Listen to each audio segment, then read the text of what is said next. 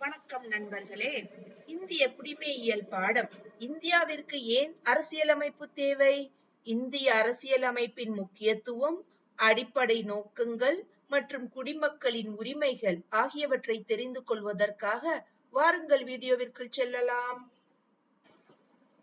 பாடத்தின் முக்கிய நோக்கம். இன்றைய பாடத்தில் நாம் கற்கக்கூடியவை, கற்றுக்கொள்ளக்கூடியவை என்னென்ன?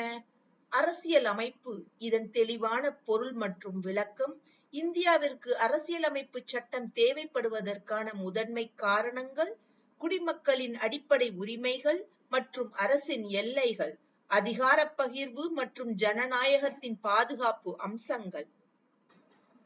அறிமுகம். அரசியலமைப்பு ஏன் அவசியம்? பல்வகைமை கொண்ட பெரிய நாடு நமது நாடு. நமது நாட்டில் கோடிக்கணக்கான மக்கள் வாழ்கின்றனர். ஒவ்வொருவருக்கும் வெவ்வேறு மதங்கள், மொழிகள், கலாச்சாரம், பழக்க வழக்கங்கள் மற்றும் கருத்துக்கள் உள்ளன.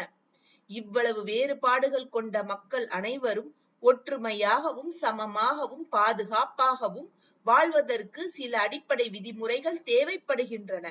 அந்த அடிப்படை விதிமுறைகள் மற்றும் அரசின் செயல்பாடுகளை நிர்ணயிக்கும் மிக முக்கியமான ஆவணம்தான் அரசியலமைப்பு அல்லது கான்ஸ்டிடியூஷன் ஆகும். அரசியலமைப்பு என்றால் என்ன? அரசியலமைப்பின் வரையறை. அரசியலமைப்பு என்பது ஒரு நாட்டின் அடிப்படை முதன்மை சட்டமாகும்.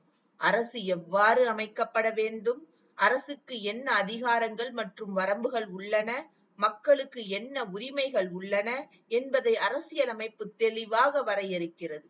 எளிய ஒப்பீடு. பள்ளி நிர்வாகம். ஒரு பள்ளியை நாம் எடுத்துக்கொண்டால் மாணவர்கள் எவ்வாறு நடந்து கொள்ள வேண்டும், ஆசிரியர்களின் பொறுப்புகள் மற்றும் நிர்வாகத்தின் அதிகாரங்கள் என்னென்ன என்பதற்கான விதிமுறைகள் இருப்பது போலவே நாட்டை நடத்த உதவும் அடிப்படை சட்ட தொகுப்பே அரசியலமைப்பு. அரசியலமைப்பு தேவைப்படுவதன் முக்கிய காரணங்கள்.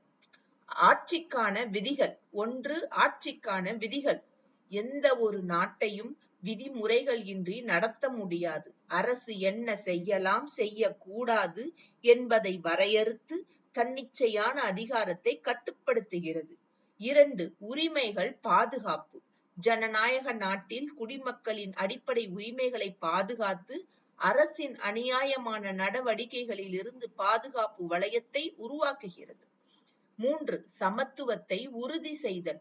பணக்காரர், ஏழை, உயர்ந்த பதவி அல்லது சாதாரண குடிமகன் என்ற பாகுபாடின்றி சட்டத்தின் முன் அனைவரும் சமம் என்பதை நிலைநாட்டுகிறது. மக்களின் அடிப்படை உரிமைகளை பாதுகாத்தல். முக்கிய அடிப்படை உரிமைகள். 1. சமத்துவ உரிமை. சட்டத்தின் முன் அனைவரும் சமம். 2. சுதந்திரத்திற்கான உரிமை. பேச்சு, எண்ணம் மற்றும் வாழும் சுதந்திரம். 3. மத சுதந்திர உரிமை. விரும்பிய மதத்தை பின்பற்றும் உரிமை. 4. சுரண்டலுக்கு எதிரான உரிமை. நியாயமற்ற உழைப்பு சுரண்டலை தடுத்தல். 5. அரசியலமைப்பு சட்ட நிவாரணம். உரிமைகள் மீறப்பட்டால் நீதிமன்றத்தை அணுகும் உரிமை. அரசின் அதிகாரத்தை பிரித்தல். 3 முக்கிய அங்கங்கள் உள்ளது.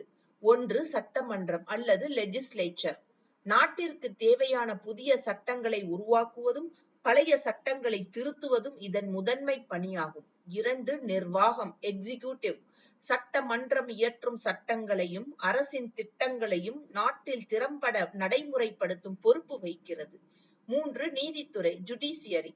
சட்டங்களை விளக்கி அரசியலமைப்பை பாதுகாத்து குடிமக்களுக்கு நடுநிலையான நீதியை வழங்குகிறது.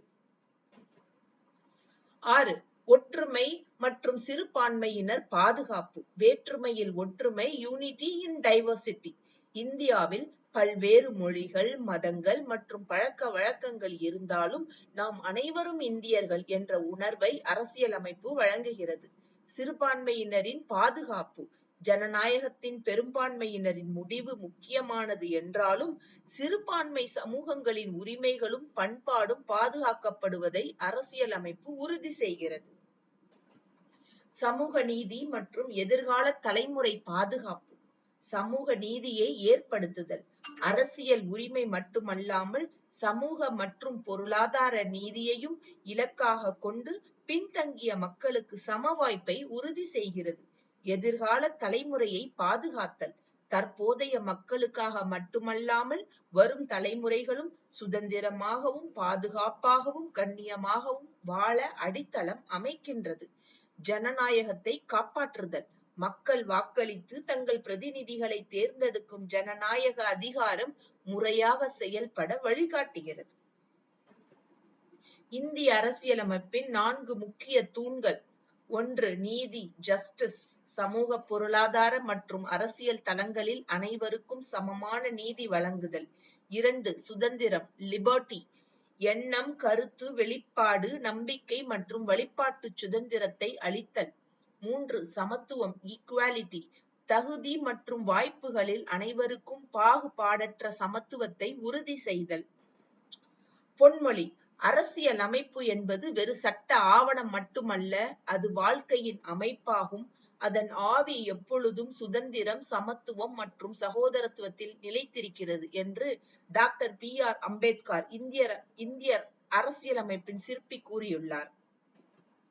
நன்றி, வணக்கம் நண்பர்களே.